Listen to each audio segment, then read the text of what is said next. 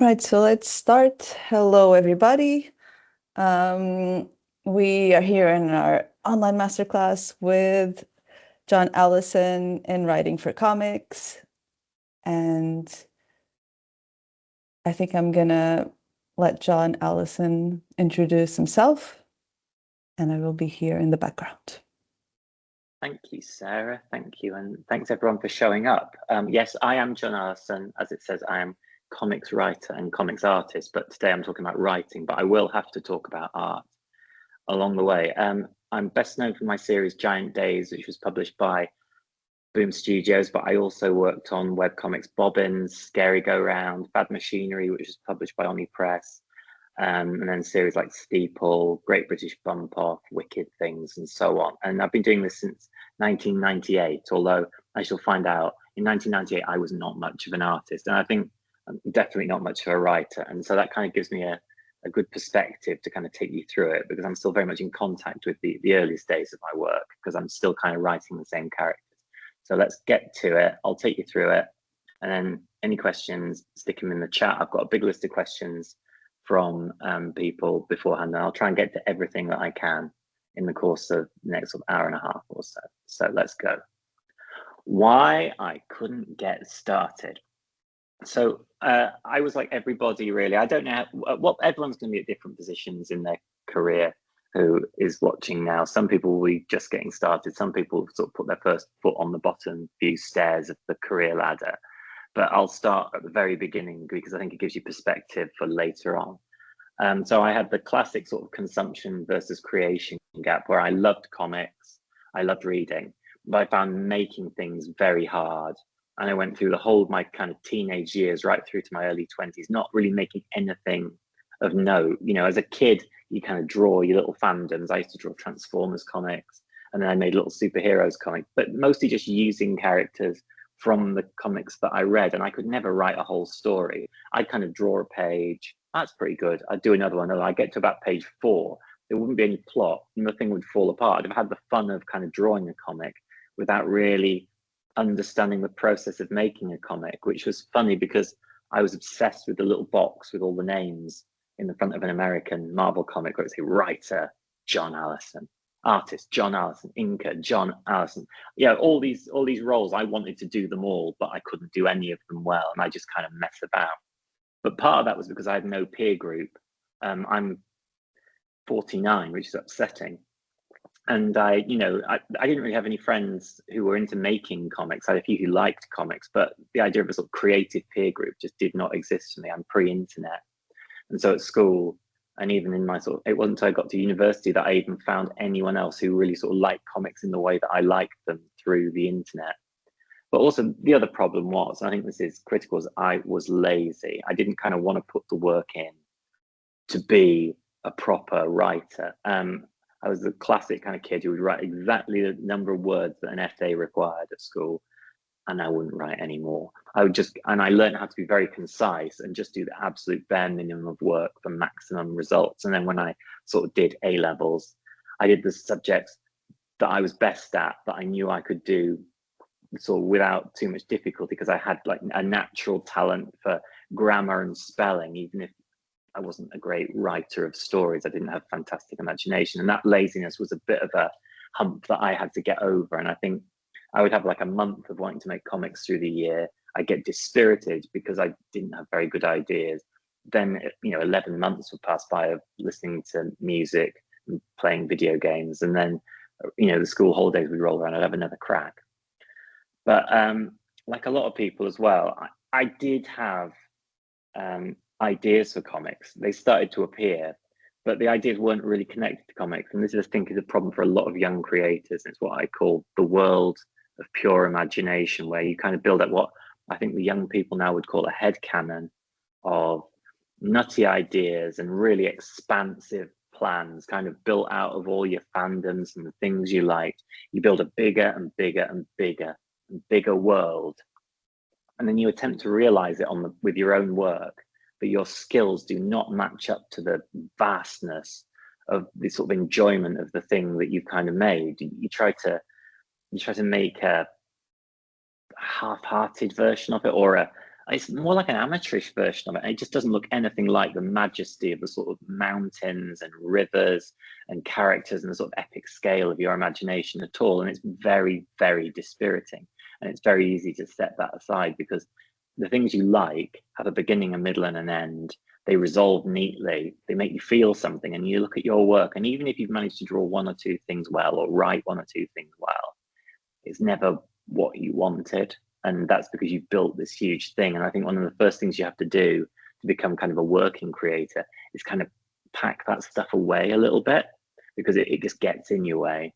And I put here the awfulness of geniuses, because there are always people who are really good at things. Kind of, you'll just read about them, people who are your age, and they're spectacular. I've been meeting these geniuses for the last 25, 26, 27 years.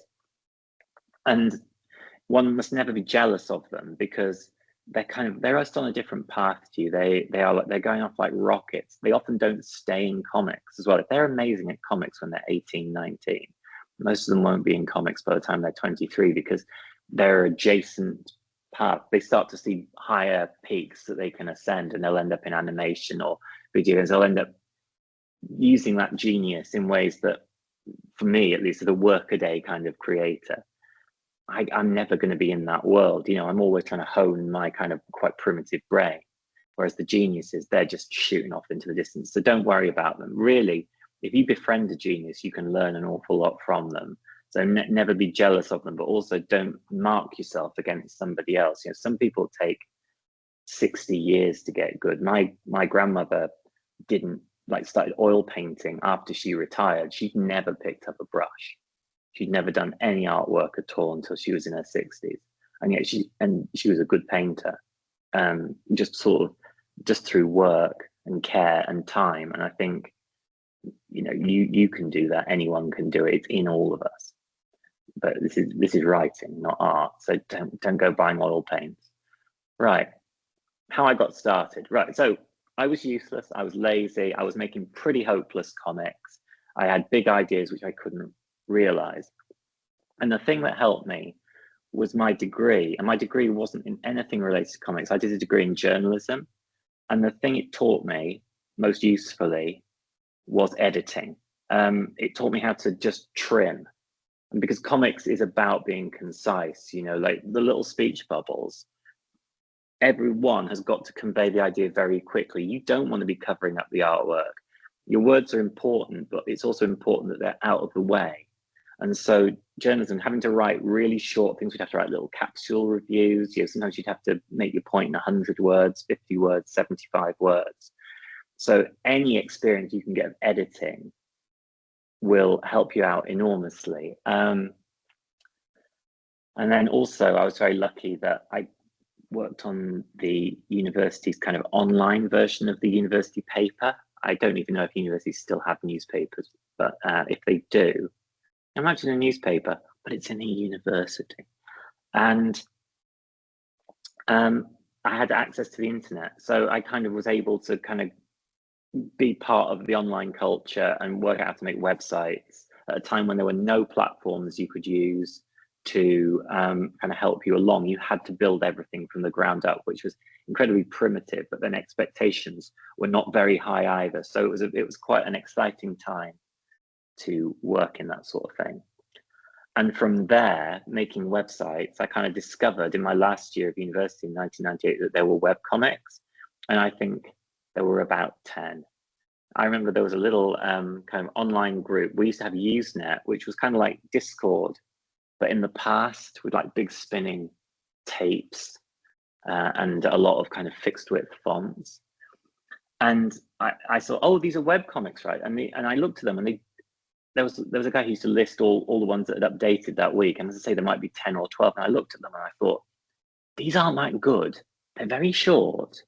And I could probably do something that wasn't that different to this. They were like the kind of comic strips you would see, well, like the kind of short strips you would see on Instagram now, you know, 4 panels, gag strips. Sometimes they were stories, but they were always short chapters. And I thought, well, I can probably do this. I've never managed to really make a 22-page comic, like the sort of comics I want to write, but I can make short things. And this was the real kind of breakthrough moment. I writing something short using kind of the skills of brevity that I had learned. I looked at like American newspaper strips, you know, your kind of Garfield, Peanuts, Calvin and Hobbes types of thing. I thought, actually, if I work in this format, I can kind of play to my strengths. I'm capable of writing little jokes. As you're about to find out, not great jokes. I could write little jokes, I could write a little sequence, and I could kind of build things very small. And that's kind of how I got my chops as a writer. So yeah, it's like swimming, you know, I kind of got my 5-meter badge, then my 10-meter badge, and I kind of worked my way up to my lifesaver badge. But what you're about to see is my 5-meter badge. I have improved from this point, because there's not a lot that's great about this, but this was the first series that I worked on. It was called Bobbins, which was, you know, just a word like peanuts. I just wanted a kind of daily strip kind of format. And I made a little cast of characters. I kind of used sitcom devices. I drew it myself. I didn't have to draw. I mean, this is worse drawing than I think I'd probably done in the previous kind of 5 years. It's really primitive, but I could finish it quickly. I was like, right, it's done. It's done. I've finished something. And it was so revelatory to me just to have finished something. But as soon as I'd finished something, I wanted to make something else. It was this huge mental breakthrough. Just thinking small meant that I could move on and build something bigger out of small pieces.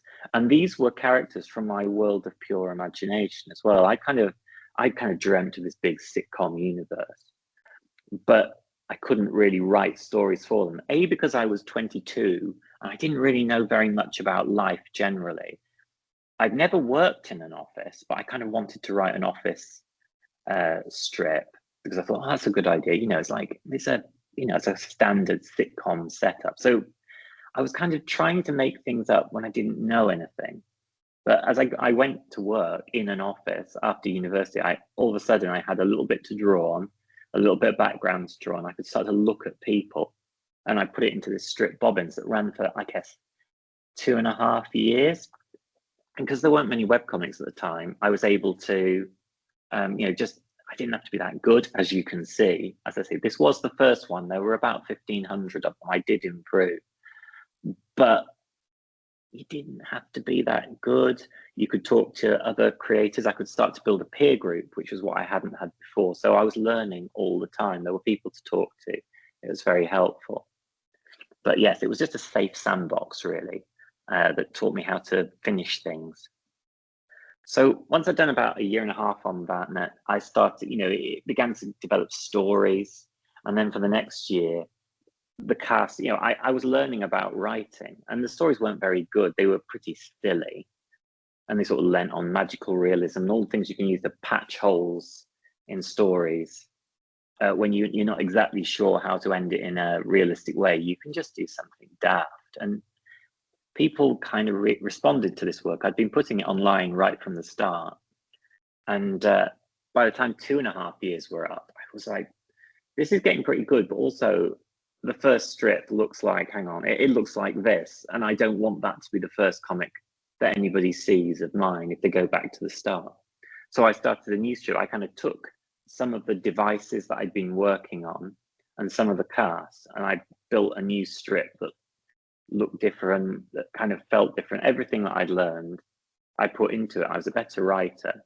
So it was a chance to, say, right, a fresh start, a new start, take the readers from before, move them on gently by having a kind of continuity of characters, but give them something that's very clearly a better proposition, that works better, that reads better, that's not got the kind of shaggy edges that the previous work had. And I sort of refined that. And I did it for 7 years. Yeah, 7 years, 2002 to 2009. I should know it was 7 years. It is written there. And those 7 years, my skills grew enormously. I was doing 5 pages a week, initially these square ones. And I was doing lots of things alongside it as well.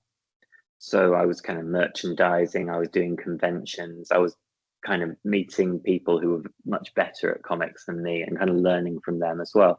But again, with this, I started to think in terms of longer stories. And people responded to the stories. You know, I learned how to structure a plot. I started to think about the kind of the TV show as the unit of a story. So like a sitcom would be like 22 kind of pages, or like an hourly show we get, you know, 45 minutes or whatever. That's about 40 pages. Each page was kind of a minute of a TV show. And by watching TV shows, I was able to sort of see where the joins were. So that way I started to build kind of story arcs. I was watching, it's the era of kind of the big American shows where you get 22 episodes and they just run them week after week. So you'd get a sense of the pace of the show. And these were very professionally run kind of network shows from just before the kind of what they call the golden era of TV. So I kind of had this education in form and format, and I just kind of tried to learn from TV and break stories down the same way. So, you know, American shows would have a little epilogue. In America, they have so many adverts in shows that the last kind of 10 minutes was always the epilogue. So I kind of tried to nip off about the last, I don't know, 4 or 5 pages, and I'd use that in the same sort of epilogue way to maybe set up the next story. It was just all of a sudden I could look and see the structure of things. And again, the more you look at narrative, the more you'll be able to see how things work. But after 7 years, like, it's got quite a big audience. In fact, I think this was the biggest audience for anything that I did until I worked on Giant Days later. Webcomics were really big at the time, and it was a kind of a virtuous ecosystem. We'd all just link to each other's work. You know, you'd have your friends, you'd link to them, they'd link to you. Some would be less well read than you, some would be more so, but it was a virtuous way of kind of spreading traffic around, which doesn't really exist anymore. This kind of ended around the time of Facebook.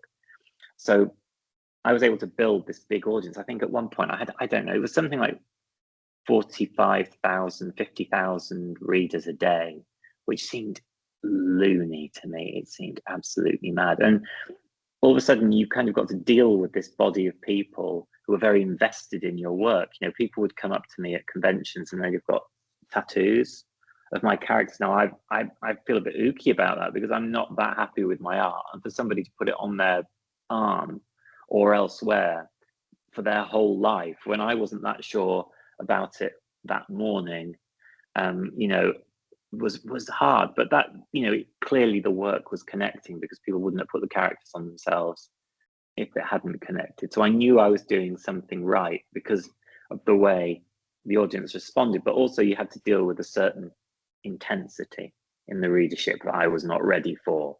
They cared quite deeply about things and wouldn't be very vocal. I mean, this kind of fandom reaction and the kind of relationship between creator and audience is now par for the course in everything, sort of literature, music, what video games, whatever. But I wasn't ready for it. And also when you're sitting at home on your own, having to process lots and lots of voices is very, very strange, because really you shouldn't be listening to any of them.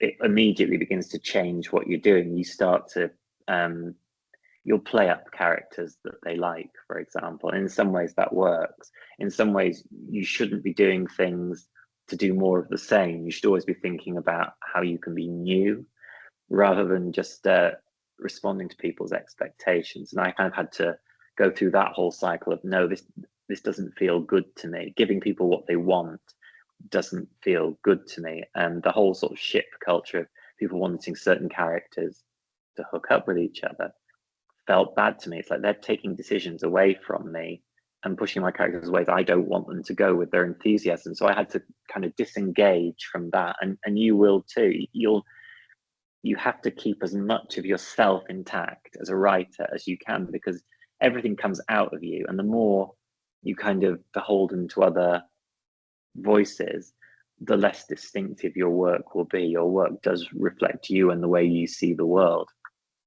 But anyway, by about 2008-9, we're getting into the time when social media started, and it started to diminish the audience for webcomics. Webcomics sort of started to, they weren't the chief form of distraction. You know, bandwidths on internet connections started to go up, you know, and video was starting to become a thing. It was easier to go and like chitty chat with friends or argue with your enemies on social media platforms, and also social media platforms started to take some of the shareability and the control over the shareability of your work out into sort of walled gardens where you no longer will bring people to your website. So it was a quite difficult time for webcomics. We all experienced kind of drops in readership, and it was just, you know, the casual reader began to kind of drop away. And I'm very lucky that I built up a hardcore of readers who've sustained me, people who are very invested. But a lot of the kind of casual readers kind of started to drift away. Also, I was the same age as my audience when I started, but then as you get older, you kind of get younger people coming in.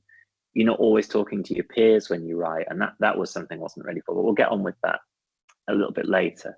So I got to 2009, Scary Ground. I was just getting a little bit burned out with it. You know, it was very freewheeling, and I kind of wanted more direction. I also kind of was, for the first time, getting tired of, I was printing all my own books, and I was, you know, kind of merchandising through kind of distributors and things like that. I did everything myself. I printed books in Colombia, wherever it was cheapest, you know, and you've really not lived until you've sent all the money you have to Colombia in a bank transfer. You know, they look at you funny at the bank when you send all your money to Colombia. And the books did come back, but it was definitely nail chewing time. So I began work on a series called Bad Machinery. I thought three things. I thought, one, kids love mysteries. I'm going to write some mysteries. Kids like characters that are kids. I've been writing these kind of these characters who were effectively the same age as me for ages, but it's like, I was a child once. But also it seemed like a route out of the kind of webcomics ghetto, which was all very much kind of young adults writing about themselves at the time. There was very little else during my kind of heyday of the mid 2000s. That was kind of what it was. So I thought, right, well, I'll write some kid stories that are kind of all ages, but kind of kid led. And then I'll take them to publishers and see if they want to publish them, because I figured I had a lot of experience by this time. I'd done thousands of strips and pages. So I took some of the characters from Scary Go Round. I kind of moved forward a few years. I very carefully put together how the cast worked. It was going to be kind of like, it was like meant to be like Nancy Drew racing off against the Hardy Boys, kind of boy investigators against girl investigators. Although I read Nancy Drew and Hardy Boys books, and they were incredibly dry and boring. And I'm willing to say that in public, they were not fun. But I thought, well, I can inject some of the fun that these lack. So I started Bad Machinery, and I wrote, 120 pages was kind of what I was looking at with the stories, which is longer than anything I'd done before. But I was ready structurally to do it. I thought I can do 3 acts, 40 pages, 40 pages, 40 pages, and the characters will kind of age a term with each case. So the first case was the case of the team spirit, and they investigate, a football stadium kind of thing. There were vague supernatural overtones to all these stories. I kind of wanted them to kind of conjure the kind of books that I'd read when I was a kid, but also be quite sharply written. I wanted the characters to be very talky and to talk to each other, and for the mysteries not to be as important as kind of the growing up section. They would solve the mystery, but the interpersonal issues would be more important than the ghost or the kind of the football stadium that's being taken over. I tried to balance kind of social issues and all kinds of different things. It was quite a lot to put into one thing, and now when I look at it, it seems over ambitious. And so I tried pitching it to traditional publishers in the UK. I took it to people like Walker Books, but it was very difficult to take something like this to a publisher without an agent, especially in this country. I couldn't get an agent because I didn't have anything in print, and because the agents at the time didn't really understand webcomics. And I'd kind of finished a book, and I would offer it to publishers, and they really didn't know how to talk to me. It was a bit strange. So in the end, fortunately, having done years of kind of American comic conventions, I had a following in the US, just in people who worked at comics companies. I went to them. I went to Oni Press, who'd published Scott Pilgrim, and the editor-in-chief was very enthusiastic about my work. He knew Scary Go Round, And so that's how Bad Machinery ended up being published. There were 10 volumes on ePress. But it was a tough time. It was a tough, I ran it as a webcomic before it was printed, and my readers did not like, or a big subset of them did not like the change from one to the other. They didn't like the kid characters. They were used to characters their own age. I mean, they came around to it, but I lost a lot of the readers that I'd had, probably a third or something like that, some through natural attrition, I would say, during that Facebook time. But you've got to be aware that if you give readers a jumping off point, they will take it. If you say to them, this is not your thing anymore, they don't see themselves reflected in some way, they don't get the little affirmation of seeing their pals, they will be very quick to say, well, there's plenty of other books out there that do answer the question that I'm asking. I'm very proud of Bad Machinery, but that was quite hard to be working very hard on something and realize that people kind of weren't responding to it in the way that I thought they would. It did find its own audience and a new audience of all different ages as well, but there was definitely a kind of wobbly period. And I'm lucky in a way that I had that wobbly period because I tried lots of different things because I wasn't sure that Bad Machinery was going to last. So we shall move on to that. And what I did was I tried lots of experimental mini-series. So I tried little kind of, I snapped bits off Bad Machinery and Scary Go Round, and I tried lots of different things. I tried a kind of that, which was kind of a monster movie kind of thing. I watched Jaws and I watched Tremors. And I thought, right, I'll try and write something like that, a little genre exercise.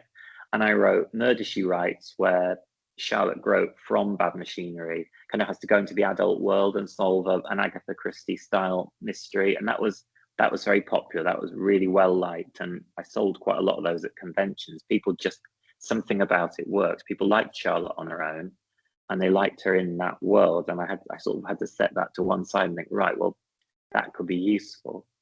And I also did a story which was more serious. I took I didn't take all the jokes out of it. It was still had the humor in it, but I didn't use any of the kind of magical realism or just like little devices, tricksy devices that kind of take away from the reality of something. And that was Expecting to Fly, where I did something that was set around the time when I'd been a teenager, and I took some of the characters back to their school days, their kind of high school days.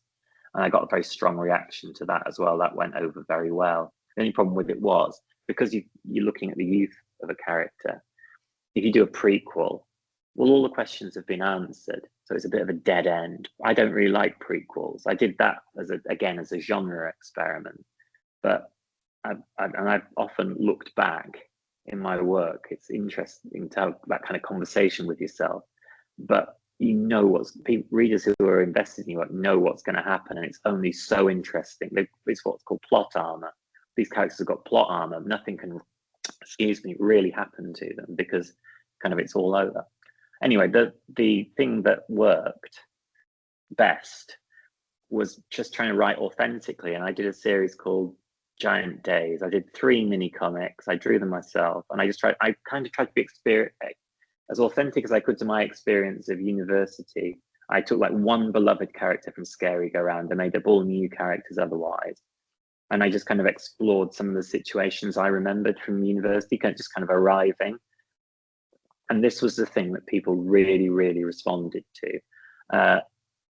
And I was also doing odd bits of work, kind of freelance work. And I did some covers for Boom Studios. I did some covers for Marceline and the Scream Queens. But the only reason I bring this up is because it meant that I'd done a bit of networking with a company where I was a good place to place Giant Days. So again, I took them to the editor that I'd worked with there. I said, what do you think of this? Do you think this is something you can do something with? But because I was working on Bad Machinery and it had kind of picked up by this point, I realized that it had legs. I couldn't draw it myself. I could only write it. So I had to offer it with an artist. So that was how I came to do Giant Days at Boom. I worked with Lisa Trayman at first on the first 6 issues. Lisa had sent me kind of like a fan comic. I'd run a little competition where people could submit fan comics and win sort of original art and things like that. And I got loads of responses. And Lisa, who was in high school, I believe at the time, sent an amazing comic in about 2008, 2009. And obviously, if someone sends you something like that, you remember their name because you want to work with them if you ever get the chance. When someone draws your characters in a way that you think, oh yes, they've got what I was trying to do, but they've got it so much better. That was a kind of a special moment. It's a bit of a double-edged sword, as I'll get into, but I thought, right, well, if I could do a series, who would I want to do it with? I had a few names in mind, but when Boom wanted to do Giant Days, having seen the mini comics that I'd done, I said, well, would Lisa be interested? And Lisa was, by this point, I mean, it was 7 years later, was working at Disney. So that I'd lucked out there, really, although it was no surprise. Lisa was one of those geniuses you see streaking off into the distance. So Lisa said, I think Lisa took a sabbatical, but also as a storyboard artist was able to work quickly. So we had those first 6 issues that did very, very well. Better than any of us expected, I think, either me or Boom. And the series ended up lasting for more than 50 issues. So that was an incredible period. But also it's when I learned everything about writing, because I had to write scripts. And the shock of realizing that I had to explain everything, I found quite embarrassing, because I had to all of a sudden kind of elaborate the emotions that were sort of at play, where previously I would draw something and there's a little bit of ambiguity. Now I had to say to, my editor, the assistant editor, and Lisa, this is exactly what I was thinking. And that was quite raw.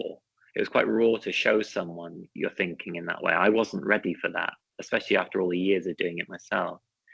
But this was really interesting as well, because all of a sudden this series was successful and it continued. At first I didn't think it would continue, and I said the synopses, I just wrote sort of 6 paragraphs. This is what the first 6 issues are. And then they said, can we have 6 more after, we got to about issue 3. So I sent them 6 more synopses. And I don't think it was until I was in about issue 30 where I realized they weren't going to cancel it. I just, all of a sudden it was like, oh no, this is going to last. And I was very lucky. I kind of cottoned on to the last kind of golden age of indie comics, when series could run and run, because that ended pretty fast. Like Giant Days is one of the last kind of long running indie series. There aren't many left now. It's, kind of from a creator who hasn't done a direct market book before, a creator own thing that just goes and goes and goes. This used to be pretty common, but obviously now it isn't. So Giant Days went great. Max Sarin took over on art with issue 7. Max had been a student of a friend of mine who was the head of a comics course in Wales. Again, very, very lucky, because Lisa was effectively untoppable. You were never going to find another artist who drew like Lisa who was as good as Lisa. Her tool set was astonishing. But Max had something else altogether, a kind of distinct style and a real gift, but worked very, very differently. And I was just lucky that I was able to move from one incredibly gifted artist to another very incredibly gifted artist, because in all likelihood, the other option would have been to move to a less gifted artist, which would have been myself. So we rolled on, and then Giant Days was nominated for awards. And when it was nominated for awards, I started to be offered, people like, have you got anything else? Now, I think this is a phrase I don't like, because I don't actually have a lot else. Some people have got a million ideas. There are writers in comics, your Jeff Lemire's, Kieran Gillen's, James Tinian IV, who just seem to have ideas pouring out of them. Here's a series, here's a series, here's a series. You may not be that kind of writer. I am not that kind of writer, but I did not discover that I was not that kind of writer until I was asked to write a series called, By Night. So I think I was given a tiny bit of an idea, might have been half a sentence by my editor. And I just kind of nodded away. Oh yeah, okay, I'll write another series, sure. Yeah, I don't know how to say the word no, because my editor on Giant Days, Shannon, is a brilliant person, but I culturally was not ready for working with the Americans in the way that I did, because they will ask you for something. They'll ask and you have to be firm and say no if you can't do it. It's all, they're such a business orientated, bootstrapping culture that the idea that somebody wouldn't want to do something has to be stated very clearly. But British culture is, passive. We're much more passive. So to say no to someone when they ask you, oh, do you want to do something else? We love what you do. Have you got anything else? Yeah, sure. So I had to try and write another series while I was writing Giant Days. So I was writing 2 scripts a month, as well as working on Bad Machinery, or I kind of dropped the frequency of that to about half what it had been. So I did By Night and Giant Days at the same time.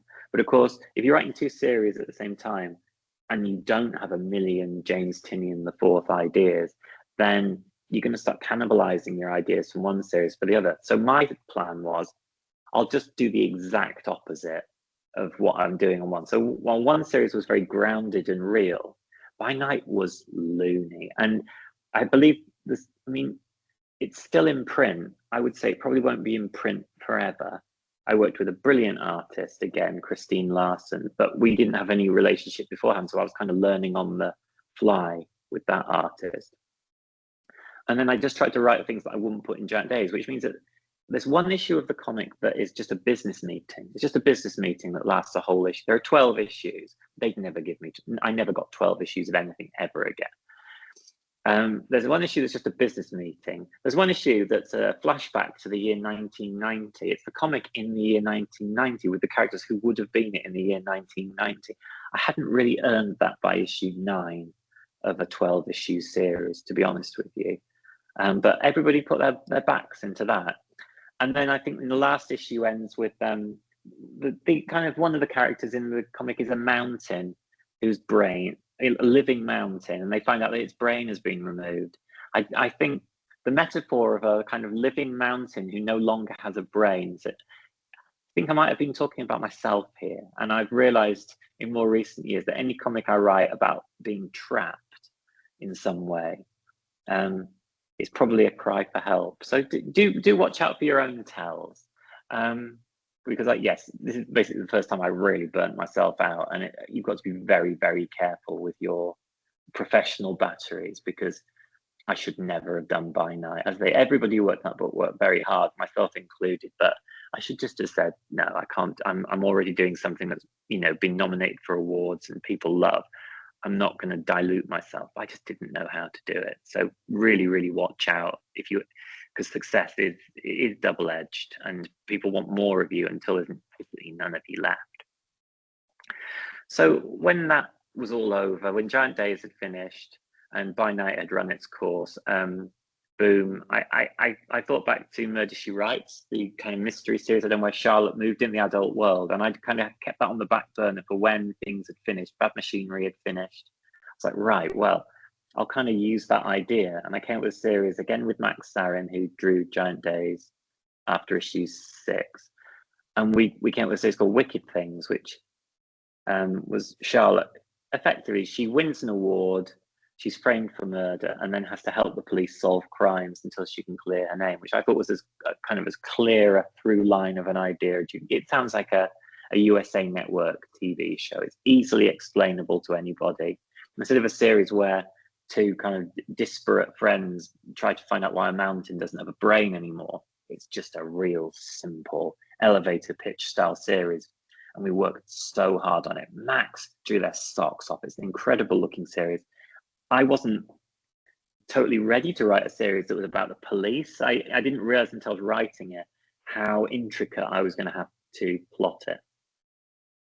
But then the pandemic hit. So we managed 6 issues of it, but then it was cancelled without telling me that it had been cancelled. So I hadn't finished the first arc because I thought we would at least get 8. And so it kind of finished without finishing properly. I found out it was cancelled by the fact that they collected the 6 issues into a book. And I was like, oh, the book's coming out, right. Do you want any more? Silence. And again, a kind of American cultural thing is, if they don't like your idea, even if you've got a kind of a good relationship with them, in some cases, American corporates just won't respond.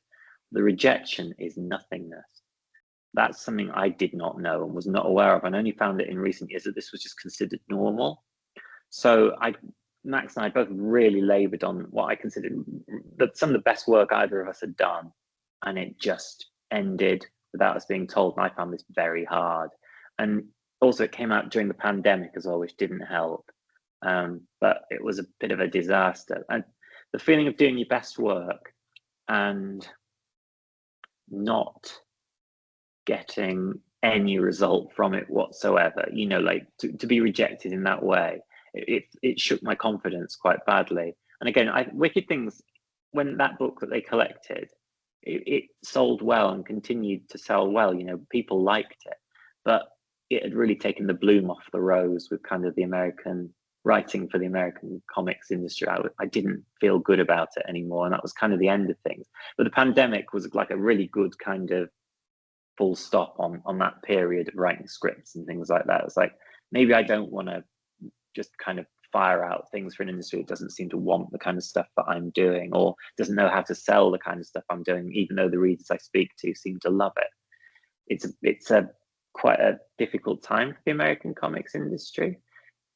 You can always find gaps, but I think they kind of don't know where they're at with like the monthly comics and things like that. It's a really tricky period. But anyway, it was the pandemic. I retreated to my hole and just went back to doing webcomics again. I'd got various things. I'd worked on a series called Steeple, which I drew as well, so I've not included that for Dark Horse. That had lasted 5 issues, and again, they hadn't wanted any more, but it's a creator-owned series. I could make more. These are all creator-owned series. I can kind of, even if I can't put anything out without a name on it, I still own the characters, so I can still use them.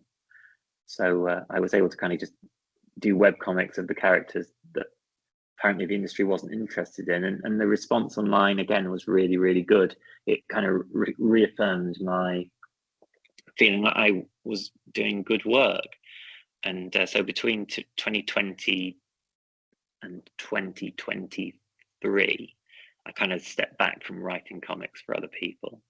But then Dark Horse came back to me, and they wanted to do another series, and I had one idea, which was to do a comic that was set at the Great British Bake Off, or an ersatz Great British Bake Off, because obviously everything in that program is trademarked up the wazoo.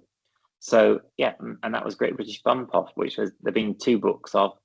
The first series at the baking competition, then Kill or Be Quilt, where the subtitle is much smaller than it should be, because really it's a completely different kind of adventure. But again, that's Max and I work together, and I'll just take you through some of my writing techniques using Kill or Be Quilt as an example, because I think it might be illustrative of some good working practices. So first up, characters. Now, characters, I don't know if you know this, characters are quite important to narrative. I know it seems crazy, but it's true. But they are all you, and it can be hard to differentiate them. So early on, it was hard for me to kind of separate characters out, because like I say, it is only you. But what I learned was to use the voices of people that I knew, or just characters or actors I liked from television, and kind of almost like puppet them. You know, just kind of like work out what they would say in a given situation rather than what I would say in a given situation. And I found that it was great fun just to act out all your worst instincts as well as your best instincts, because obviously, unless you're a sociopath, writing villains is going to be tricky unless you're just acting out. But that's what creative writing is. It's an opportunity to act out safely. And then my other rule for characters, and this was established on Scary Go Round, where I created far too many characters and they would often be, you know, have nothing to do, is make sure they have something to do. Don't add a new main character lightly, because the more characters you have, the harder they are to keep tabs on, and they've got to be doing something. You know, even if a character isn't on panel, they're doing something. They're not standing. They're not a non-player character in a video game. They don't just disappear. It is your little world. You're in charge of all of it, and you have to kind of take accountability for all your characters, or at least I try to take accountability for all my characters. I don't often think about what the ones I'm not working on are, but I like to leave them in a kind of situation where I know roughly what shape they'll be in if I ever come to retrieve them. And the other thing about characters, and I find this a bit difficult to explain, is once they're established in your head, in theory, they should talk to you and kind of help you out. Like your subconscious brain kind of takes over, and they'll kind of lead the way. And there's lots of stories where characters have taken me places where I didn't expect to go. So I've got characters, but what do you need? Characters, you also need ideas. And I like to think of the ideas farm. When I started out, I had very few ideas, and everything had to be used. But as the years go on, again, you start to build up kind of like I keep a file of just little ideas. And I've discovered that there's a danger in new ideas and there's danger in old ideas, because new ideas are exciting and you want to do them immediately before they're mature. It's like biting into a green pepper. It's got no flavor. You've got to wait for it to turn red before it's nice and sweet. So you can have a kind of a green pepper story, but it's better to let it become a red pepper story. And then old ideas, sometimes you'll have had an idea for ages, like, oh, I really want to do this. I really want to do this. When 5 years have gone by, why haven't you done it? Because in your heart of hearts, you know that it doesn't work. But that does not mean you can't break it down for parts. Like, there'll be something in there that you wanted to use. Maybe the plot device works, but it doesn't work with the setting. Maybe there are too many characters, there are too few characters. Maybe it doesn't have an emotional heart. Maybe you just want to do something that's set on a big kind of space freighter, but you haven't thought about why, because I just want there to be space freighters in the world. But you've not thought about why, or why anybody would care, because the important thing is to get the readers to invest. If you're not invested in this kind of central kind of plank of it, then why should anybody invest in it? All your characters are a little bit you, but you've got to put that bit of you in there. But most of all, just do not let a good idea get in the way. Like this board, after a few years, I would have ideas for stories and I would just write them on the whiteboard, and I kind of assign them to different series I was working on. That didn't necessarily mean they'd have to be used for that or even used at all, but it meant I couldn't lose them.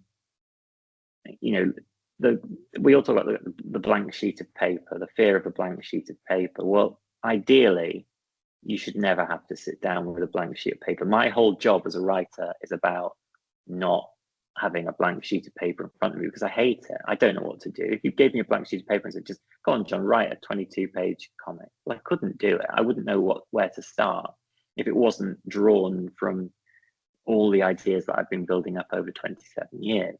So given any idea, I then kind of just free associate on paper, because an idea should be like a tree, effectively. Things will branch off, and again, you won't use them all. But you've got your main idea, just in a space where it doesn't matter if it's a mess. Start to write things under it where it could go. Sort of ask questions of yourself. If a plot point comes up, I don't really know how I'd resolve it, I'll write Q for question. How is this to be resolved? And then I'll go through my kind of ideas sheet and I'll just kind of tick off all these little statements. You should be able to see a page from my notebook there. And I say things have got circles around them. There are little bits of dialogue, little faces, little paragraphs of text. And obviously it just looks like a mess. And if you watch me do it, it does look like somebody kind of just decompressing data out of their mind. But that's because I'm well trained at it. I'll go back and look at it. I won't do it over a day or even a week. Sometimes my stories, it takes me about 6 weeks to draw into a 2-page story. So what I do is I just kind of keep my ideas file on the go for the next story, as long as I have a strong kind of central idea, and it could just be a sentence, or usually it'll be a little paragraph. I try to keep as I did with Giant Days, I'll have a little paragraph of synopsis, but then I just work around it in a real mess, and I won't use everything that's in those notes, but I can go through at the end and kind of tidy them up. And that is when I do a breakdown. So I write a list of how many pages there are in the story. I think I do 24 at the moment in my webcomic. So I'll just have a document set up with 1 to 24 on it. And I'll write next to each number what happens on that page. I've got my notes from my ideas party and the organizing ideas pad. And then I'll just write, so page 1, everybody gets out of bed. They wake up. Page 2, out in the street, a bus has crashed into a lamppost. Nobody's very happy. And I'll write the absolute worst version of just the plot, just because everything's about editing. So initially, it might only be a sentence for each thing. And then I kind of refine it. I go through my notes. Any little bits of dialogue that I wrote, I assign them to pages. And I just kind of drag things up and down and try and work out. With 24 pages, I break it into 3 acts. A 7, a 7, a 7, and then 3 pages for the epilogue. You see, I had to think about that for a second. So initially, it'll just be a list of pages, and then I just want a clearer and clearer picture. So before I start writing a script or doing anything really, I've just got a list of what happens. And of course I can change that at any point in the future, but I've got it there to look at. I know what the comic is. So I've kind of written the comic, as it says here, before I write the comic. There's something there that looks like the shape of what it has to be. Now, if you're writing something very long, obviously that's difficult. You can't write the numbers 1 to 400, but you probably could, and write what happens on every page, because you're going to change your mind. How long does it take, to write a 400-page script? A long time. But you can do it in chunks. You can do it in chapters, and perhaps chapter 1, you've got all the pages written down. The next chapters, you've only got a few things. It gets more skeletal as you go away, and then perhaps you've just got the end worked out. But you can use this system just to have a sense of what's going to happen and just stay organized before you start scripting. It's very helpful to editors to see a breakdown like this as well, because they know that everything's in there. They haven't got many questions to ask if you've written everything that happens in the issue down sort of quite plainly. And my breakdown for a script that's 24 pages probably about 1,100 words. Well, when I used to write scripts for Boom, the whole script would only be 5,500 words tops, and sometimes it would be less. So in a way, 1 in 5 words is already written, and there's no panel descriptions or anything like that there. That's almost the whole script when you've written 1,100 words. Right. Now, the next stage, if you're not an artist, you ain't gonna like this, but I'm gonna tell you about it anyway, because it's valuable in so many ways. I draw the worst version of the comic imaginable. So as you can see here, I've drawn the first page of Great British, I think it's the first page, maybe the second page of the Great British Bump Off Kill or Be Quill. I learnt from the Simpsons writer, John Swartzwelder, that he would write the worst version of a script for the Simpsons. Just like Homer comes in, I'm tired. Marge says, oh, Homer, it's time for dinner. Just almost nothing. And then he'd revise and revise and revise that. And with drawing it like this, it's like everything's there that I need to work from later. And if you can't draw, well, I've done a lot of drawing, and people will come to me and say, oh, I can only draw a stick man. A stick man is enough for this process. As long as you can put people in the right position in a panel and they're under the speech balloon, you will have a sense of how the comic page works. This is how Harvey Pekar, the famous American kind of autobiographical writer, worked for his artists. He would just draw a stick man and they'd have a sense of how the page worked. And it's so useful because while any situation that is even slightly confusing or where characters can move, you don't want characters to be on the left in one panel and when talking to someone on the right in the next panel, and then for them to swap positions all of a sudden. So you can keep track of everybody on the page with a very simple drawing. And this is how a lot of manga scripts are written, what they call the name that goes with the manga script. And it's, if you look in the back of Bakuman, which I think you can look at in any comic shop, Forbidden Planet, that sort of thing, they have the name drawn by the writer of the comic with these kind of primitive versions of the page. And it was looking at Bakuman that made me start working like this. And I do it in an A5 book. So I've got all the facing pages, so I can sort of I know which are the left and which are the right, and then you can do surprises on page turns. You can hide your little reveals on a page turn. So yes, but it is, I've just got, before I come to draw it, I hand it to an artist, I've got a bad version of the comic all done. I can look at it and go, well, that's there. I can see where I'm repeating myself or, where I've done the same thing twice. It just gives you a really good sense, and it works no matter how primitively you draw it. And it's also a great help to the artist. So then I do the script. Now I realize the script is a bit mystical. Like people want to know they're writing the script the right way. I took my format of scripts from Ryan North, who now writes Fantastic Four, but they just sent me a sample script at Boom, and he was working on a series called The Midas Splash for them. And I just copied how he did it. Ryan's very clever, and I knew that if he was doing it this way, it was probably right. I just do it dead simple. I describe everything that is important for the artist and nothing that isn't. That's all that it is. I describe the scene. Obviously, I've drawn a little version of the scene. I can't really picture anything in my head, so it really helps to have kind of done a little diagram of it as well. And then I write the dialogue, and I can see whether it's too long or too short. I try not to let it even get on too far onto the second line of text, because the more words there are in a speech bubble, I think the uglier it is on the page. So I try to be as neat and tidy and concise as I can. Obviously, many artists or writers will write more, but I don't like it. And I think you can be concise. That comes from working on the newspaper style comics as well. And then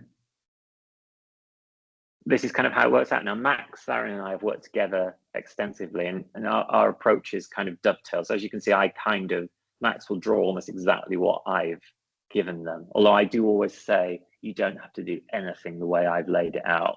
You know, it's quite creatively mundane the way I work. I'm not a flashy artist.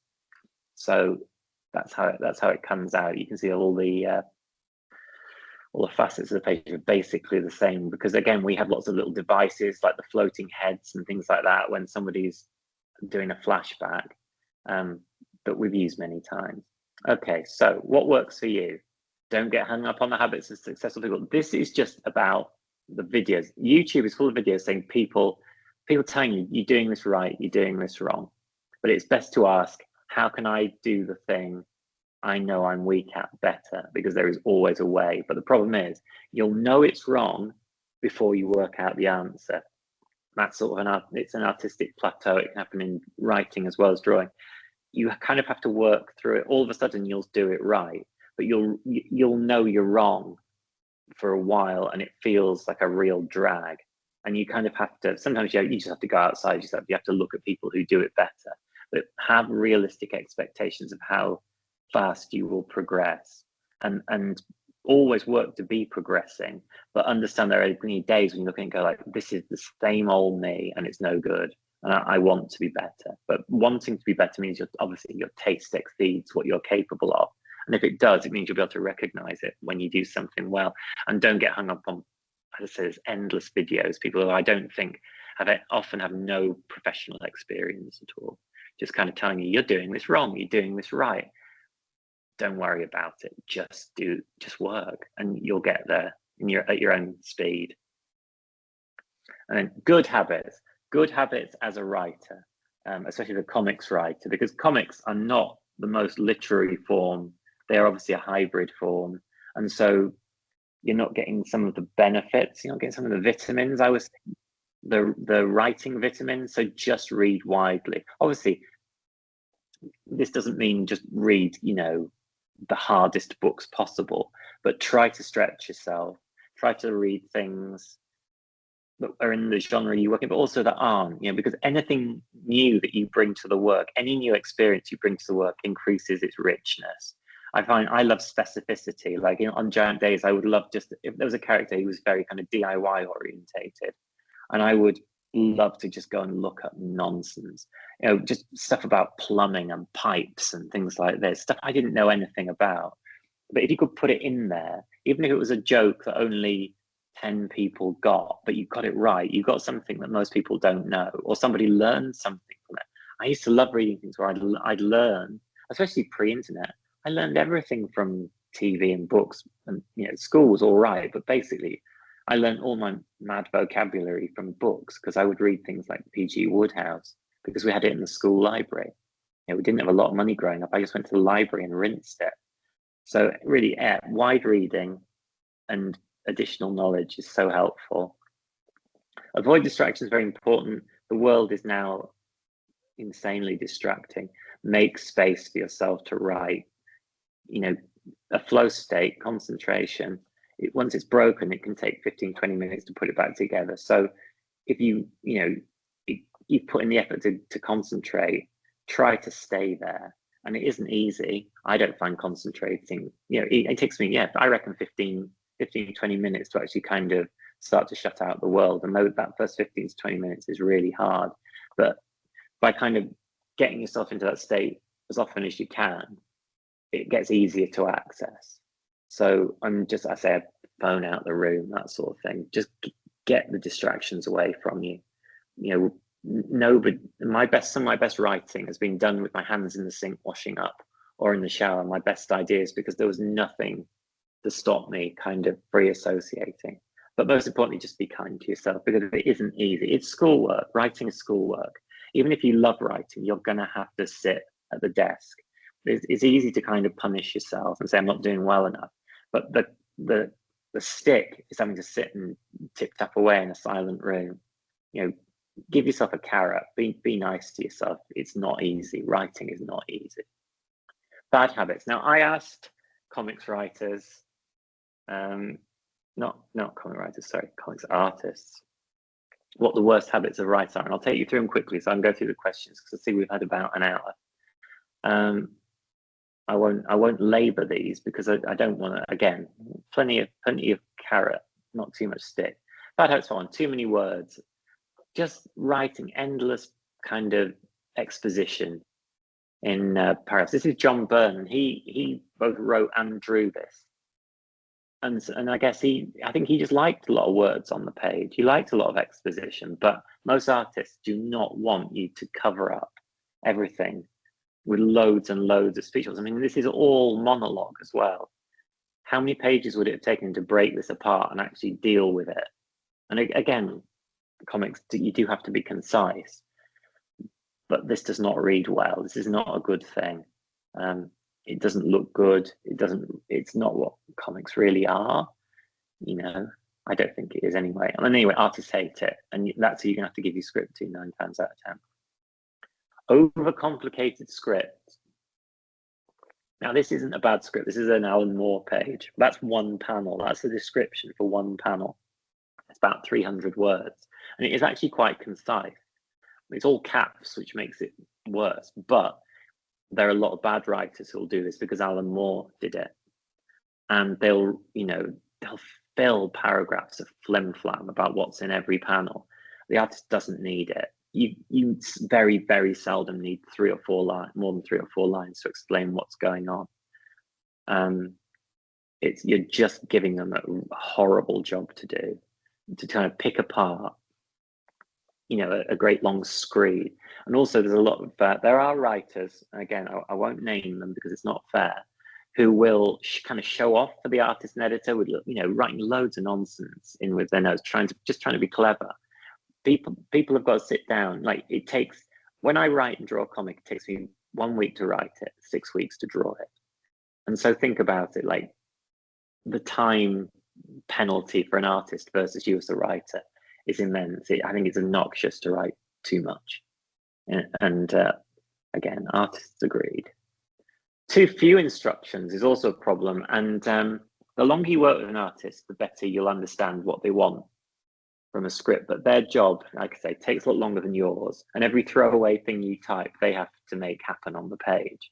So, but as a bare minimum, kind of give them the character action, the positions of the characters, and wherever necessary, tell them how the character feels, because otherwise they've just got to decide what's on the character's face. If you can't tell them what's going on internally, they've got to make a decision. Now, if they know the characters well, they can probably work it out. I think, having worked with Max Sarin, sort of 40 comics on Giant Days, Max kind of knew how all the characters worked and it was important to how I thought about how the characters work. But if it's the first issue of something, the artist doesn't know anything about how the characters behave. So you've kind of got to give it to them. You've got to tell them, just kind of signal their mood until you kind of hit a groove with the artist. And also, no reference and no context. Reference is really important because you might not even live on the same continent as the artist you're working with. So I like to give kind of like Google Maps, Street View, photos, anything. Like on Giant Days, I designed all the characters because I thought it was only fair, as it was my series. You may not be in a position to do that, but you can always sort of find photos of the sort of actors or sort of outfits, the sort of person you think they are, and pass that on. Anything helps. Also, you don't want to overload the artist. You've got to be careful, but give them a kind of a dossier, especially early on. It'll really help them out. Plot eats pages. Now, one of my problems when I'm writing is the plottier a story is, the knottier a story is, the less space there is to kind of do character work. It's just the nature of the beast. You know, the more you have big things you have to express, the less space there is for small character moments. And you can end up where you end up trying to cram important moments onto a page to get in under the deadline, or deadline, the limit of how many pages there are. And here's a page, this is one of mine. Again, I'm only going to murder my own darlings here. This was from the first issue of Steeple. And this was a really important moment where a character gets knocked off a cliff with a vacuum cleaner. The vacuum cleaner was critical. You may not, if you've not read the series, it may not make any sense to you, but the vacuum cleaner was critical. And it ended up being this tiny little panel where this important character goes off a cliff. I was like, well, it had to be a better way to do that. And yet I seem to have plenty of space just for a lot of water. So think carefully about how you spread big moments out through the comic and make sure you give them the necessary weight. And so if plot's eating pages, think about it, just cut a plot line.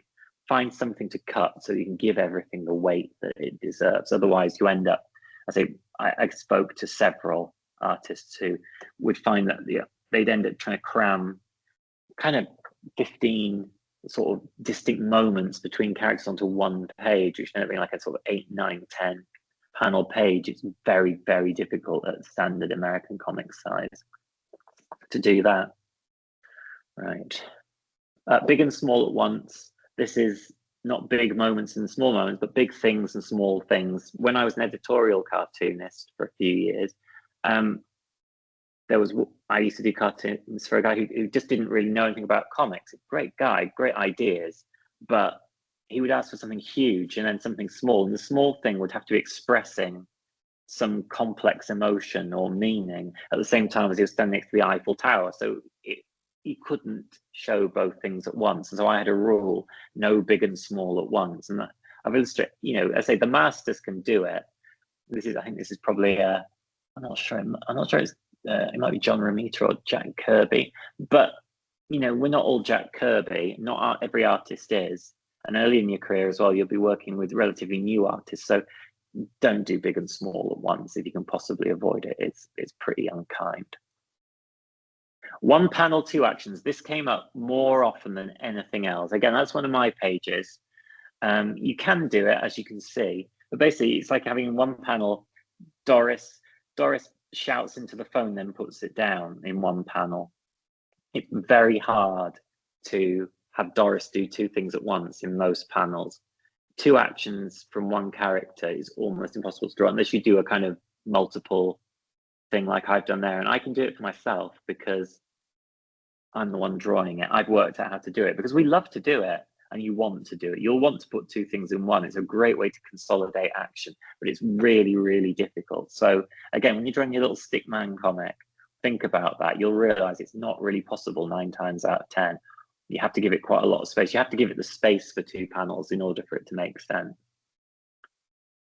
Lettering, horrible script formatting. Now, I had a message from a letterer when I was doing this talk, full of pretty brutal wrongs that have been done by comics writers, and I can't list them all. This book here, The Essential Guide to Comic Book Lettering by Nate Pecos, will tell you everything you need to know. But 3 things they hated: double spaces after a full stop, scripts that are PDFs, because remember, everything that you type, they're going to have to, or every speech bulletin you type, they're going to have to copy and paste out of a Word document onto the page. So if you put it in a PDF, it's so hard it's so fiddly to copy and paste out of it. Double spaces, they've got to take them all out. And also, a lot of comics are edited on the finished page, not on the Word document. The actual typos will be corrected once they've lettered it once. So try to hand in the best possible version of the script you can. Innocence versus sex. I'm going to be quick now so I can get to the photos. Basically, when you start, you don't know anything and you're free to do anything, and you'll try anything. When you're experienced, there's not much that can throw you as a writer. You can usually edit around any point that you're given, but you know all your own moves and you can be very sick of yourself. I get sick of myself a lot of the time. And also, you've got too many ideas rather than fear of the blank page, and you realize all of a sudden you passed the halfway point in your career based on normal retirement age, and you're not going to be able to do everything. That's a very weird feeling as well. So you'll learn things about yourself as time goes on. Both innocence and experience have their virtues. 400 million reasons to never give up. The British comics industry is very, very small. It's very small. You know, there's some growth in kind of some areas, kids comics, but there are 400 million English speakers in this world, and comics, like film in this country, is an export business. So take your opportunities. You know, there are foreign publishers. Go the path not traveled. You know, webcomics open up a world of readership. The Anglophone world is huge, and even, you know, I look at the kind of map of where people read my webcomics from, and every country is represented. There might only be three readers in Suriname or whatever, but you know what, you've reached that country, you've reached the kind of Anglosphere there. So there are always places to go. I say Britain isn't a great place to do comics, but there's America, the huge market on our doorstep, and so it's not easy to break into, but if you're easy to work with, you'll find it a lot easier. Thank you very much. So I've got questions. I'm going to stop sharing the screen and I will go through the questions. Right. This has been handed to me as questions from our young people, and children are our future. So, any advice on getting your webcomics seen? This is really tricky because it changes all the time. I'm not really able to, you know, I'm the last person who can tell you, because I first got my webcomic scene in the early 2000s and the whole system's changed. But one thing I would say about doing a webcomic is, remember that platforms can collapse at any time. So having your own website where everything is kind of archived, where there's no algorithm, where if somebody finds your work and really likes it, they can go through everything, is very valuable. And there are plenty, and obviously making websites is not 100% easy, but it's so much easier than it used to be. You know, setting up a WordPress site or whatever, there are loads of plugins for comics. Just have control over your work in some sense. You know, Webtoon's great, but it's algorithmically driven. Instagram's algorithmically driven. You can have a Patreon, but Patreon's not the best for kind of going back through an archive. It's quite hard just to go back through posts. So just have your own website as a kind of backstop where your work lives, even if it's not a great website. They're reading the comics, they're not sort of admiring your graphic design. How do you choose artists for your writing? Well, really, just someone who's kind of sympathetic to my approach. There are lots of artists who are incredible, but I wouldn't know how to write for them. I wouldn't know how to write for some of the sort of great American comics artists, the sort of, you know, big two superhero artists. You know, I did little bits for Marvel, but I didn't, you know, I'm not sure how I would write a book for, you know, the greats of muscle men and fighting. It's not my approach. So I say that I was lucky. If you can find people you know or that you have a relationship with, that's fantastic. If not, look for people who make the sort of comics you make, perhaps who are at the similar stage of their career to where you are. Are there any platforms or publishers to avoid? You've just got to be on your mettle. There aren't many gift horses in comics, but there are certainly a lot of people who will try and take advantage of you. So always think, what do I lose in this deal? I can remember very early on in my career when Scary Go Round was a popular webcomic, I was offered a publishing deal by Slave Labor Graphics, so I don't think of trading anymore. And I think I would have made about a royalty of about 2% on a book or something like that. Now, bear in mind, I was printing the books myself. My royalty after I'd printed them was 100%. I knew that this was terrible. I would have gone from making a very, very modest living to being on the breadline. So I knew it was bad. And that was an object to lesson as I could learn, really. You probably won't get anything quite that stark. But if an offer's pathetic, you can do better, even if you just do it yourself. And basically in comics, DIY, there's a very famous quote in publishing: overhead walks on two legs. The more you can do yourself, the more money you'll make. So, and you can do everything. Public printing in this country is cheap. We're very lucky. It costs about 4 times as much to print a short run of a comic in America as it does here. So you can always self-publish here. How do you overcome imposter syndrome? Now, I thought about this very carefully because it's imposter syndrome. You hear about it all the time. I don't believe in it. I believe you can feel like you don't belong, but the arts is a difficult industry to get ahead in.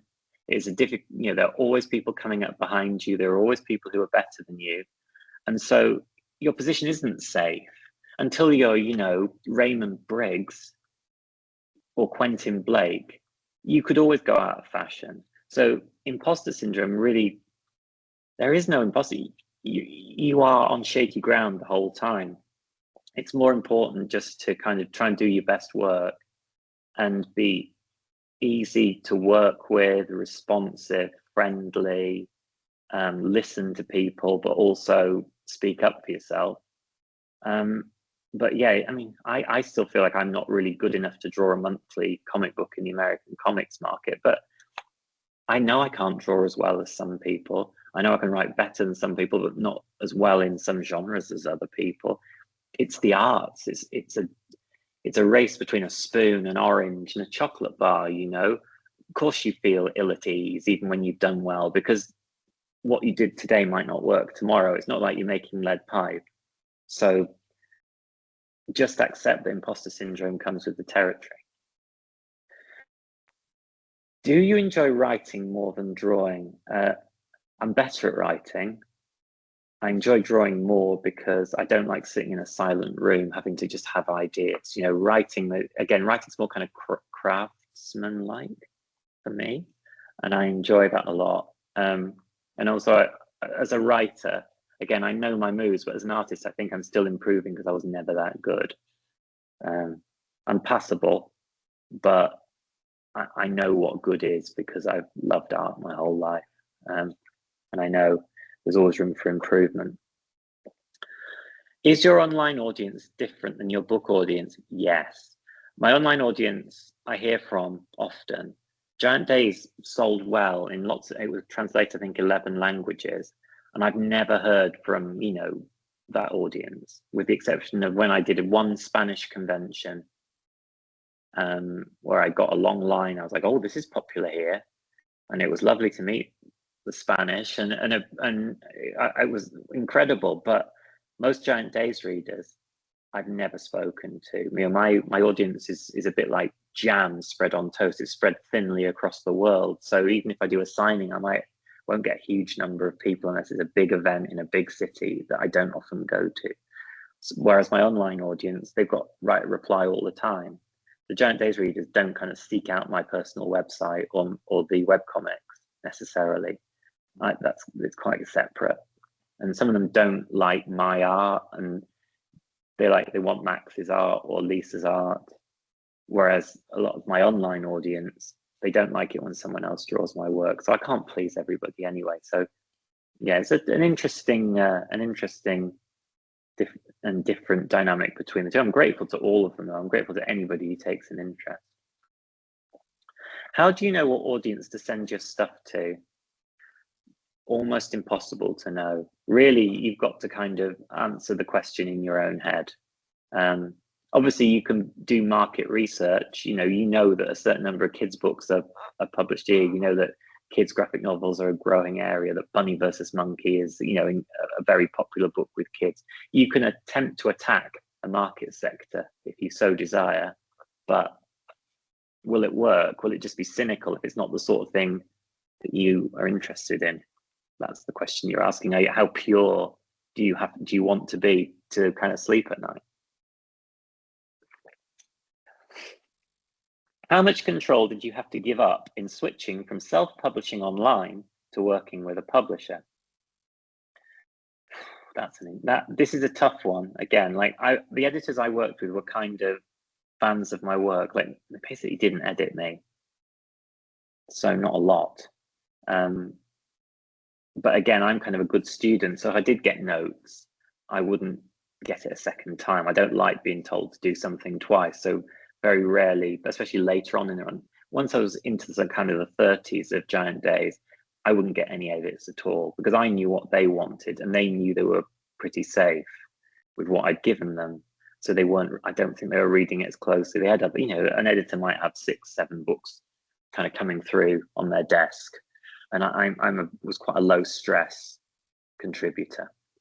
So the most important thing though is like talking to your team, because you are part of the team on comics, and with a lot of publishers, they're not going to they might not want you really to talk to the artist. You might have to go through back channels to kind of manage, just develop a relationship with the other people you work on. I don't think I ever spoke to the colorist who worked on Giant Days, the first Whitney, who colored it.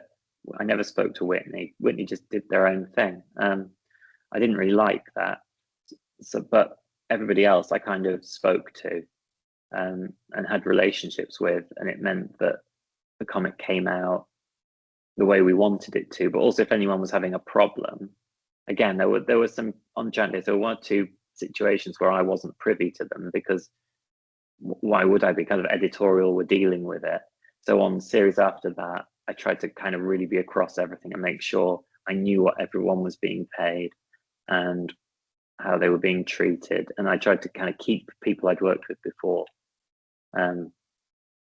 so that, relationships never became strained.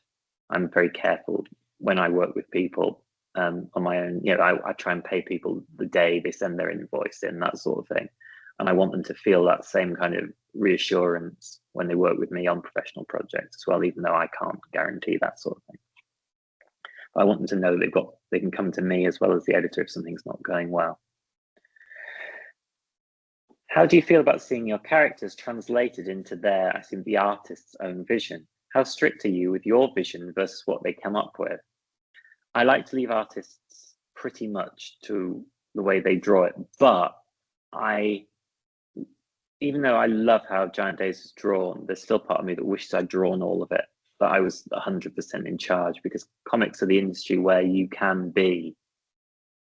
the kind of the auteur and you can do everything. You can't really do everything in most industries without exploding, but in comics you can. I worked with artists again who were kind of copacetic to my style, and who, but then the problem, Max and Lisa drew my characters so well that when I had to go back and draw them later, I sort of felt like, oh no, I'm not as good as them. The characters have lost something now in my version of them, and I had to kind of square that away. That was a weird feeling. I think I've spoken about how it was to switch artists in Giant Days. It was tough, again, because Lisa was very loved and very good, and Max was very good, but was also very raw. Max had never drawn a full-length comic, I don't think, not a 22-pager before Giant Days, and Lisa was fast, whereas Max was meticulous, and it was a big transition, because all of a sudden, it was somebody who was having to really fight to get those pages out in time, because they were, stressing every single detail. I can remember Max talking about spending like 2 days just drawing puddles on one page. So yeah, that was again a learning curve, really. I mean, again, Max is a brilliant person, and what a gift to have worked with someone so good and had that working relationship. But again, you're starting from scratch with a stranger, and you've got to kind of learn their moves, and they've got to learn yours as well, and how you can help each other out and support each other, but also when it's not really possible and you kind of got to leave someone to do their own thing. Would I use AI, and am I concerned about it?